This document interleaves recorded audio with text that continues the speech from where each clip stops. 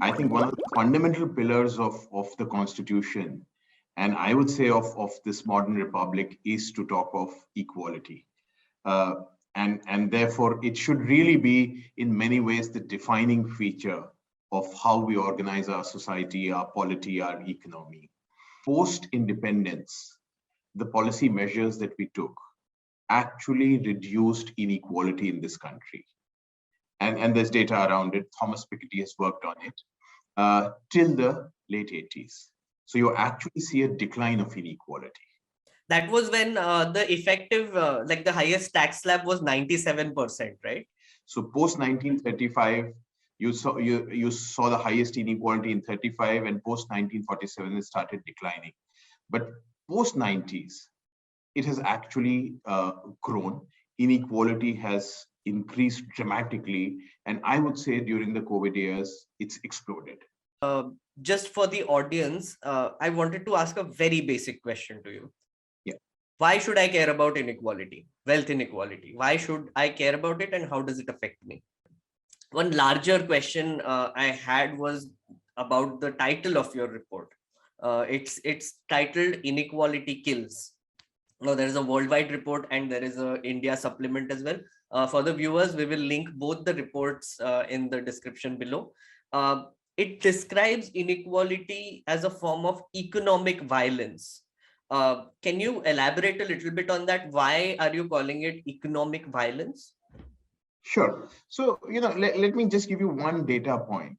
This is more from the global report, because that's been our, the Inequality Kills comes from there. So, that one data point, let me give you, that Black people die 1.5 times more than the whites in Brazil of COVID. Okay. That's the inequality that we're looking at. If you look at the US, 3.4 million Blacks would have been alive today if they had the same life expectancy as the white population. You are seeing now a much greater reliance on indirect taxes. And as we know, indirect taxes is something which pretty much our richest man also pays, and so does an average citizen on the streets. The poorest of the poor also pay the same indirect tax. On the other hand, direct taxes is something which can be progressive, and we can actually work with a framework that it's only the rich who are getting taxed. But we are seeing now an increasing reliance on indirect taxes.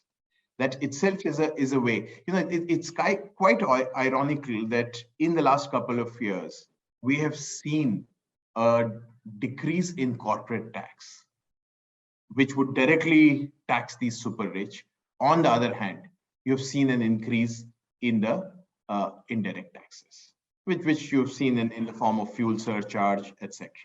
Because, without getting into the larger questions of crony capitalism, because those are more fundamental questions. But what certainly is happening is, let me just give you again one figure.